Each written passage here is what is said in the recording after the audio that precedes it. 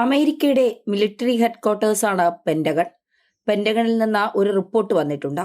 അതായത് ഇന്ത്യക്കൊരു മുന്നറിയിപ്പ് അതിനകത്തുണ്ട് എന്ന് വച്ചാൽ അവർ ലോകത്ത് നടക്കുന്ന വിവിധ വിഷയങ്ങളെക്കുറിച്ച്, അമേരിക്കയുടെ താല്പര്യങ്ങളെക്കുറിച്ചും വിവിധ രാജ്യങ്ങൾ തമ്മിലുള്ള റിലേഷൻഷിപ്പിനെ കുറിച്ചും ഒക്കെയായിട്ട് റിപ്പോർട്ടുകൾ പ്രസിദ്ധീകരിക്കാറുണ്ട്. ഇടയ്ക്കിടയ്ക്ക് അവർ ഇപ്പോൾ പ്രസിദ്ധീകരിക്കുന്ന ഒരു റിപ്പോർട്ടിൽ അവർ ഒരു സൂചന നൽകുന്നുണ്ട്. അതായത് ചൈനയെ വിശ്വസിക്കരുത്, ചൈന നമുക്കിട്ട് പണി തരാൻ ചാൻസ് ഉണ്ട്, ചൈന ഇന്ത്യയുമായിട്ട് ചർച്ചയ്ക്ക് വരുന്നു, അല്ലെങ്കിൽ അതിർത്തി ശാന്തമാണ്, ചൈനീസ് പട്ടാളം അതിർത്തിയിൽ തമ്പടിക്കുന്നതിൽ നിന്ന് പിന്മാറിയിട്ടുണ്ട്, അപ്പോൾ എല്ലാം ശാന്തമാണെന്ന് തോന്നുന്നുവെങ്കിലും ഇത് കണ്ടിട്ടൊന്നും നിങ്ങൾ ചൈനയെ വിശ്വസിക്കരുത്, ചൈന ചതിക്കും.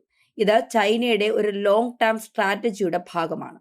ഒരു വശത്ത് അവർ നിങ്ങളുമായിട്ട് ചർച്ചകളും മറ്റുമൊക്കെ നടത്തും, അതുപോലെ തന്നെ ഡിപ്ലോമസിയുടെ വഴികൾ തിരഞ്ഞെടുക്കും. പക്ഷേ പെട്ടെന്നൊരു സുപ്രഭാതത്തിൽ ചൈന നിങ്ങളെ ആക്രമിക്കുവാനുള്ള സാധ്യതയുണ്ട്.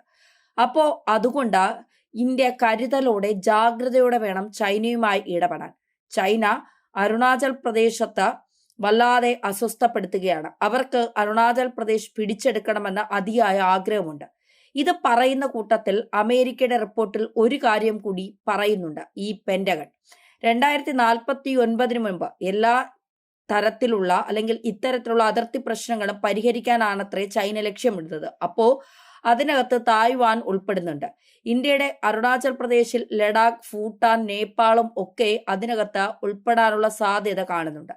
പ്രധാനമായിട്ടും അരുണാചൽ പ്രദേശ് ചൈന പിടിച്ചെടുക്കാൻ ആഗ്രഹിക്കുന്നു എന്നാണ് അമേരിക്ക പറയുന്നത്. 2049 മുന്നേ ചൈന അവരുടെ രാജ്യത്തിന്റെ സെസ് എക്സ്പാൻഡ് ചെയ്യാൻ ആഗ്രഹിക്കുന്നു എന്ന് പറയുമ്പോൾ അതിന്റെ ഒരു കാരണം, ഇത് അമേരിക്കയുടെ റിപ്പോർട്ട് ശരിയായാലും തെറ്റായാലും 2049 ആകുമ്പോൾ ചൈനയ്ക്ക് 100 വയസ്സ് തികയും. പീപ്പിൾസ് റിപ്പബ്ലിക് ഓഫ് ചൈന രൂപീകൃതമായിട്ട് 100 വർഷം, 2047 ഇന്ത്യക്ക് സ്വാതന്ത്ര്യം കിട്ടിയിട്ട് 100 വർഷം തികയും. അപ്പോ 100 വർഷം തികയുമ്പോൾ നമ്മുടെ ഗോൾ എന്താണെന്ന് ചോദിച്ചാൽ, നമ്മുടെ വിഷൻ എന്താണെന്ന് ചോദിച്ചാൽ, ഇന്ത്യയെ വികസിത ഭാരതമാക്കണം എന്നുള്ളതാണ്. അത് നമ്മുടെ പ്രഖ്യാപിത വിഷനാണ്. എന്നാൽ ചൈന അങ്ങനെ പ്രഖ്യാപിതമായ നയങ്ങളൊന്നും പറഞ്ഞിട്ടില്ല. പക്ഷേ അവിടെ ചൈനയുടെ 5 ഫിംഗേഴ്സ് പോളിസി, അതുപോലെ വ്ളാഡി വൊക്കോസുമായി ബന്ധപ്പെട്ടുള്ള പ്രശ്നങ്ങൾ, അതിർത്തി പ്രശ്നങ്ങൾ, ഇതെല്ലാം നമ്മൾ ചർച്ച ചെയ്യേണ്ടതുണ്ട്. തായ്വാനുമായി ബന്ധപ്പെട്ട കാര്യങ്ങൾ, 5 ഫിംഗേഴ്സിനെ കുറിച്ച് പറഞ്ഞാൽ ഒഫീഷ്യലായിട്ട് ചൈന എവിടെയും 5 ഫിംഗർ പോളിസിയെ കുറിച്ച് കൺഫേം ചെയ്യുകയോ അത് അവരുടെ ഒരു പോളിസി ഉള്ളതായിട്ട് അംഗീകരിക്കുകയോ ചെയ്തിട്ടില്ല. പക്ഷേ ഇന്റലിജൻസ് റിപ്പോർട്ടുകളും മറ്റുമൊക്കെ പ്രകാരം പുറത്തു കിട്ടിയിട്ടുള്ള ഒരു വാർത്തയാണത്. അതനുസരിച്ച് മാവോയുടെ കാലഘട്ടത്തിൽ പല ചർച്ചകളിലും ഈ ഒരു പോളിസി മുന്നോട്ട് വന്നിട്ടുണ്ട്.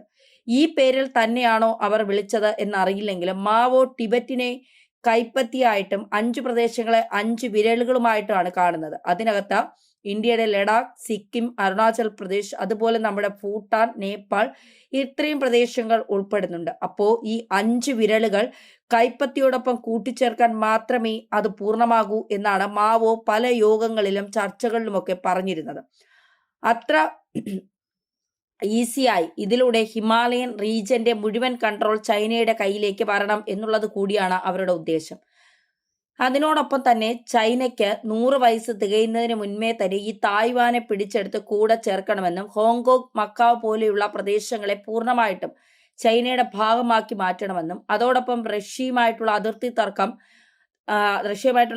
തർക്കം എന്ന് പറയുന്നത് വളരെ പണ്ടേ ഉള്ളതാണ്. കിങ് രാജവംശത്തിന്റെ കാലഘട്ടത്തിലൊക്കെ ഉണ്ടായൊരു ട്രിനിറ്റിയുമായി ബന്ധപ്പെട്ടുള്ള പ്രശ്നങ്ങളാണ്. എന്ന് വെച്ചാൽ ട്രീറ്റി ഓഫ് ഐഗുൺ 1858, കൺവെൻഷൻ ഓഫ് ബൈജിം 1860, ഇതൊക്കെ അനുസരിച്ച് കിങ് ചൈനയുടെ കാലഘട്ടത്തിൽ കുറേയേറെ പ്രശ്നങ്ങൾ, എന്ന് വെച്ചാൽ വലിയൊരു പ്രദേശം അന്ന് റഷ്യയുടെ ഭരണകൂടത്തിന് നൽകുകയുണ്ടായി. അതിനകത്ത് റഷ്യയുടെ ഫാറസ്റ്റിലെ ഇന്ന് ഏറ്റവും ഡെവലപ്മെന്റ് ആയിട്ടുള്ള റീജിയൻ ആയിട്ടുള്ള വ്ളാഡിവോസ്റ്റോക്ക് അടക്കമുള്ള പ്രദേശങ്ങൾ വരുന്നത്.